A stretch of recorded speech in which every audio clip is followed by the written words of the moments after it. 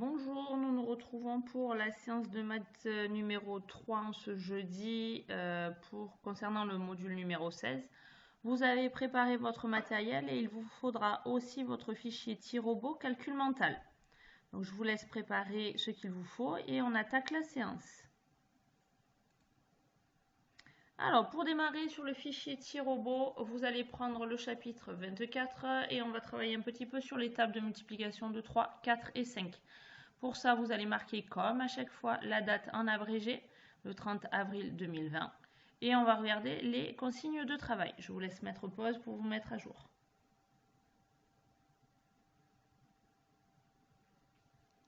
Alors, premier exercice, il va falloir compléter les égalités. Alors, vous en avez là tout le long, j'ai caché pour avoir le résultat. Combien de fois 9? Pour faire 36, c'est 9 fois combien? Pour faire 36, ici, combien fois combien égale 40. Alors, peut-être que vous allez trouver différents résultats. On ne dépasse pas, évidemment, la table de 10, de 0 à 10. Donc, je vous laisse faire, vous pouvez mettre pause. J'explique aussi les exercices suivants et puis vous les ferez au fur et à mesure. Deuxième exercice, il s'agit de compléter les tableaux de multiplication, on l'a déjà fait. Ici, les cases vides sont sous ce carré. Vous avez 5 fois 6 égale 5 fois 2 égale, et vous le mettez dans cette case-là, 5 fois 4, et vous mettez le résultat ici. Puis on passe à la ligne de la table de 3. 3 fois combien? 3 fois 6 égale combien? Ici dans cette case. Et vous faites pareil avec le deuxième tableau. Exercice numéro 3. Cette fois-ci, ce sont des multiplications posées. Elles sont toutes simples, toutes faciles. Vous calculez, vous marquez le résultat. Vous n'oubliez pas de revérifier à la fin de votre travail. Et on se rejoint avec le stylo vert pour la correction. Vous pouvez mettre pause. Bien, vous avez terminé le chapitre 24. On prend le stylo vert et on va corriger ensemble. Alors, première égalité, 9 fois combien égale 36? 4 fois 9, ça fait 36. Donc même si vous ne saviez pas la table de 9, vous pouviez la retrouver avec les autres tables. Ensuite, 40, on pouvait trouver 4 fois 10. 5 fois 8 était accepté aussi, bien sûr. Ensuite, hop, j'enlève le cache. Vous avez les autres résultats. 3 fois 8, 24. 3 fois 9, ça fait 27. 3 fois 7, 21. 5 fois 7, 35. 4 fois 8, 32. 4 fois 7, 28, 9 fois 5, 45 et 3 fois 6, 18. Vous n'oubliez pas de mettre un petit trait ou un petit J à chaque fois que c'est juste. Ensuite, nous avons ici les tableaux de multiplication. Alors, je vous laisse corriger. Vous avez 5 fois 6 égale 30, 5 fois 2 égale 10, 5 fois 4 égale 20. Je vous découvre les calculs, vous pouvez mettre pause et faire un petit trait à chacune des cases qui est juste. Si c'est faux, vous barrez, vous rectifiez au stylo vert. Bien, donc vous avez corrigé l'exercice 2. Maintenant, nous passons à l'exercice 3. Effectue les multiplications. Donc, vous aviez 4 multiplications posées avec des tables de multiplication faciles, 3, 4 et 5. Alors, on corrige ensemble. 3 fois 2, ça fait 6. 3 fois 9, ça fait 27. Pas besoin de marquer la retenue, on marque directement le résultat. Ensuite, 2 fois 4, ça fait 8. 4 fois 7, ça fait 28. Le total, 288. Multiplication suivante, 81 fois 5. 1 fois 5, ça fait 5. 5 fois 8, ça fait 40. Il n'y avait pas de retenue à celle-ci de multiplication. Dernière multiplication, nous avons 73 fois 3. 3 fois 3, ça fait 9. Et 3 fois 7, ça fait 21. On a un total de 219. Vous pouvez marquer un petit trait ou un petit J pour si c'est juste. Et on passe à la suite. On continue. Pensez à garder votre fichier T-Robot. On passe à la page 25, pardon, au chapitre 25. Et vous allez travailler les tables de 6 et de 7 que vous aviez déjà travaillées et appris. Donc, nous remarquons la date du 30 avril 2020 et on regarde l'ensemble des exercices. Même principe que ce que l'on vient de faire pour l'exercice 1. Vous avez des égalités, il faut marquer les résultats. Ensuite, vous avez le tableau de multiplication. Cette fois-ci, vous n'en avez qu'un. 6 fois 7, ça fait combien? 6 fois 6, ça fait combien? Si vous ne vous rappelez plus du résultat, repartez d'un résultat que vous connaissez. Par exemple, 5 fois 6 ou 5 fois 7. Avec la table de 5, c'est plus facile pour retrouver. Exercice 3. Coloriage magique à colorier selon le code couleur.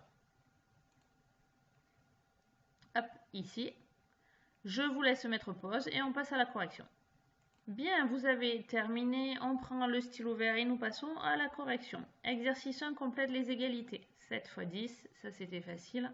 70. 6 x 0, attention, 6 x rien, ça fait rien, égale 0.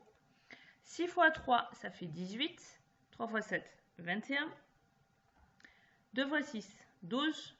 2 x 7, 14. 6 x 10, 60. 6 x 4, 24. 7 x 0, 0. 7 x 4, 28. Un petit trait, un petit J, chaque fois que vous avez juste. Si c'est faux, vous barrez et vous rectifiez. Ensuite, nous avons le tableau de multiplication. Je vous l'affiche ici. Hop, voilà. Vous pouvez mettre pause pour pouvoir corriger et rectifier les résultats qui sont justes ou qui sont faux. Dernier exercice, c'était le coloriage magique. Donc, je vous laisse faire pause pour pouvoir rectifier et corriger si c'est nécessaire pour ce fameux coloriage sur les tables de multiplication. Quand ça sera terminé, vous pourrez ranger votre fichier petit robot et on passera sur le matériel classique de la séance de maths.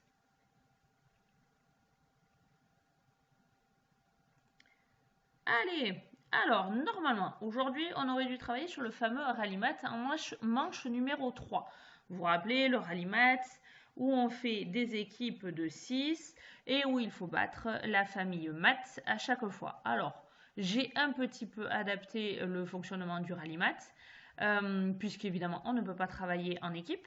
Donc, je vais vous donner l'ensemble des énoncés, mais je n'ai pas fait 4 problèmes avec 3 à en choisir. Je vous en ai donné uniquement 3 et par contre, il va falloir résoudre les 3. Donc, le but du jeu, ça va être de lire l'énoncé du problème, de résoudre par tous les moyens que vous voulez, dessin, schéma, aller chercher du matériel dans la maison pour pouvoir résoudre, faire réellement le problème. Vous notez la résolution et l'explication, comme on fait en classe, sur votre feuille de travail.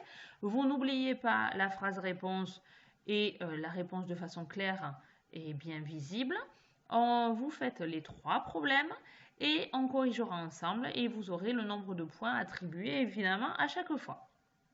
Donc, on démarre le rallye maths ici.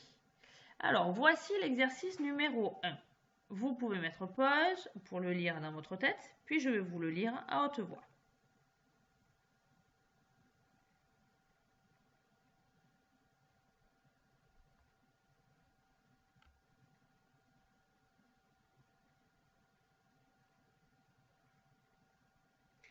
Alors, premier problème, ici. La maîtresse a rangé 36 feutres dans 3 boîtes. Vous avez une boîte rouge, une boîte verte et une boîte blanche, les fameuses 3 boîtes. La maîtresse a son stock de 36 feutres. Dans la boîte rouge, il y a 6 feutres de plus que dans la boîte verte.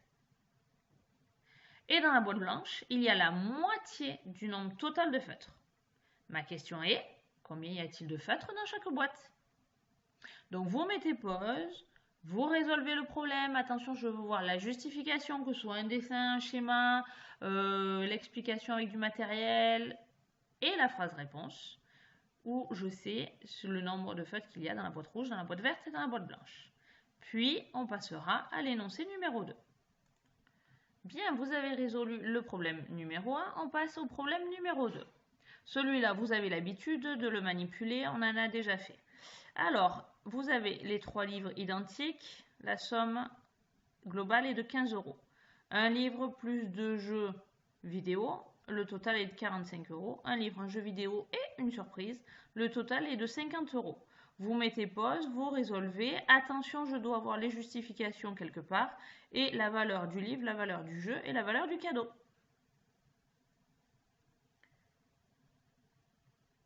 Bien. Troisième et dernier problème. Je vous ai dit, on n'en fait que 3, mais par contre, vous faites les 3. Alors, cette fois-ci, nous avons une situation scolaire. Les élèves partagent les parcelles du potager. Les parcelles sont ici, c'est-à-dire les parties du jardin. Les parcelles du potager, la cour de l'école, entre les 4 classes de l'école. Donc, 4 classes qui vont se répartir les morceaux, ici, du potager. Il va falloir... Donc, vous pouvez utiliser votre quadrillage sur le cahier pour pouvoir manipuler. Partager le potager pour avoir 4 parties égales, c'est-à-dire le même nombre de parcelles par classe. Et il faut aussi que les parcelles aient la même forme, c'est-à-dire que la partie de la première classe doit avoir la même forme que la partie de la classe numéro 2, la numéro 3 et la numéro 4. Donc il suffit tout simplement de tracer des traits de séparation entre les parcelles pour que je puisse voir ça. Vous mettez pause, vous résolvez l'exercice 3 et on se rejoint pour la correction des 3 énoncés avec le stylo vert. Bien, nous passons à la correction des énoncés. Alors, premier énoncé, on va le relire ensemble. La maîtresse a rangé 36 feutres dans 3 boîtes. Je vous ai dessiné 3 boîtes, une rouge, une verte, une blanche. Dans la boîte rouge, il y a 6 feutres de plus que dans la boîte verte. Et dans la boîte blanche, il y a la moitié du nombre total de feutres. On va commencer par l'information la plus facile. Ça concerne la boîte blanche. Il y a la moitié du nombre total de feutres. Je l'ai marqué ici. La moitié de 36, c'est 18. Donc je sais que je vais mettre 18 feutres dans la boîte blanche.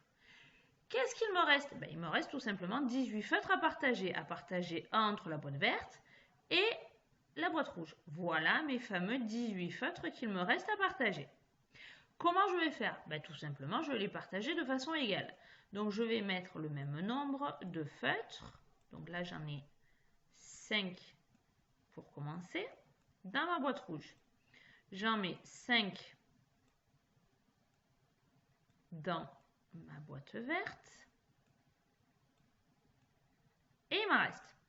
On va répartir équitablement. J'en suis à 6 partout. 7 partout. 8 partout. Et 9 partout. Sauf que dans l'énoncé, on dit il y a 6 feutres de plus que dans la boîte verte. Ah, donc ça veut dire que dans la boîte rouge, il y aura plus de feutres que dans la boîte verte. Je vais donc enlever des feutres de la boîte verte pour les passer dans la boîte rouge. Alors, si j'enlève un feutre, ici, là je me retrouve avec 10 feutres, et là seulement 8. Je n'ai que 2 d'écart, ce n'est pas possible. Je bascule un autre feutre. Ici. Je me retrouve donc avec 11 feutres, ici, et là, 2, 4, 6 et un 7. 7 feutres d'un côté, 11 feutres de l'autre, je n'ai pas mes 6 feutres d'écart entre les deux boîtes. Je continue à déplacer les feutres.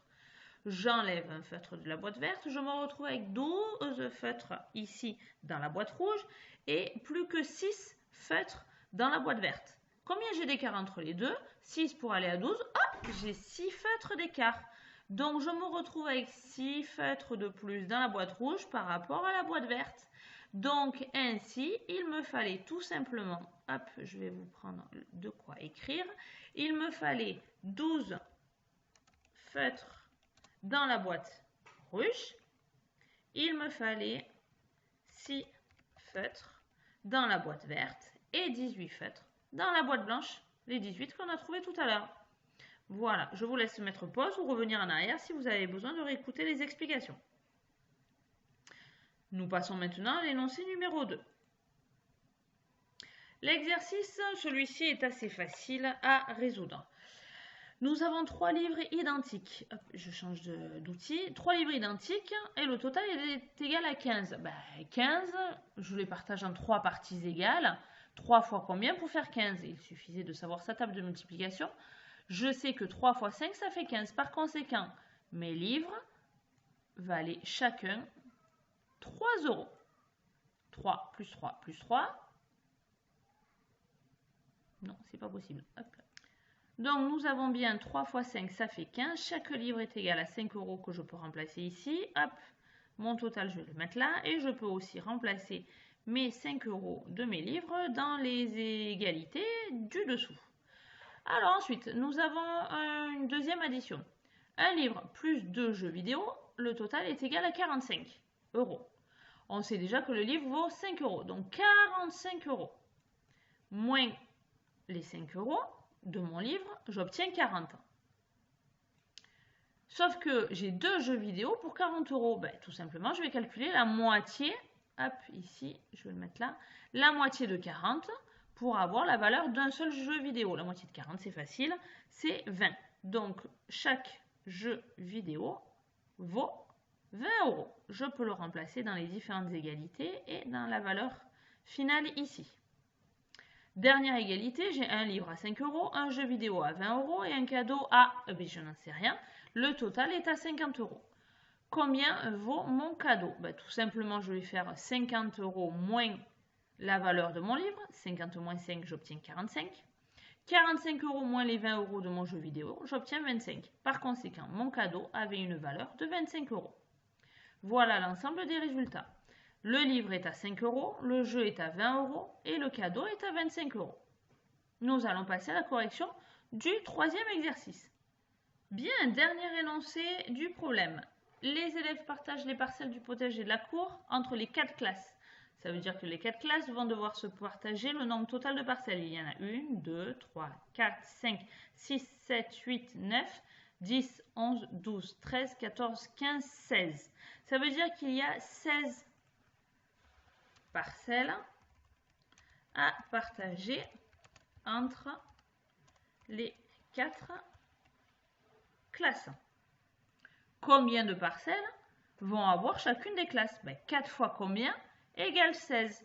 Donc je partage 16 en 4 morceaux égaux. Donc 4 fois combien égale 16. C'est tout simplement égal à 4. 4 fois 4, ça fait 16.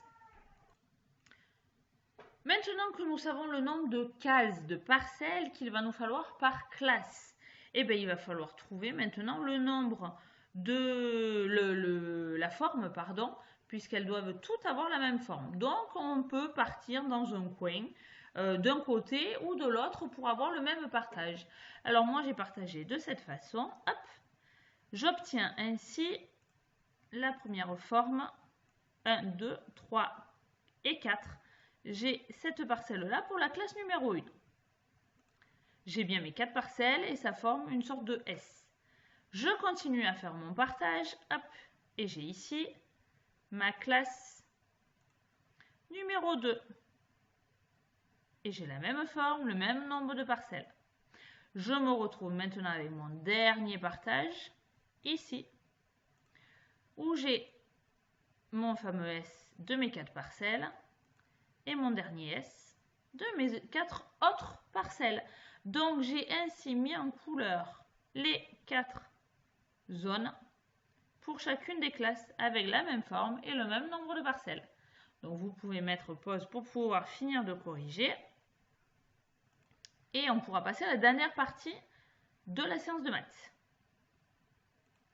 Les carrés magiques. Alors, soit vous aviez pu les imprimer, et dans ce cas-là, vous reprenez votre fichier. Sinon, vous pouvez les refabriquer sur votre cahier du jour rapidement. Alors, attention, les nombres vont être beaucoup plus grands. Il y a du vertical, de l'horizontal et un seul oblique. Donc, je vous laisse soit reproduire, soit uniquement calculer. Et je vous montre la correction avec votre stylo vert. Bien, vous avez terminé les carrés magiques. Alors, j'ai mis ici en zone verte les nombres qui étaient déjà affichés dans votre quadrillage de carrés magiques. Et du coup, les nombres qui sont écrits en blanc sont les réponses. Je vous laisse mettre pause pour pouvoir faire la correction, marquer un petit trait ou un petit J et ranger ensuite le fichier sur des carrés magiques dans votre pochette. Et nous en aurons terminé ainsi pour la séance de maths du jour. À tout à l'heure pour la suite du travail.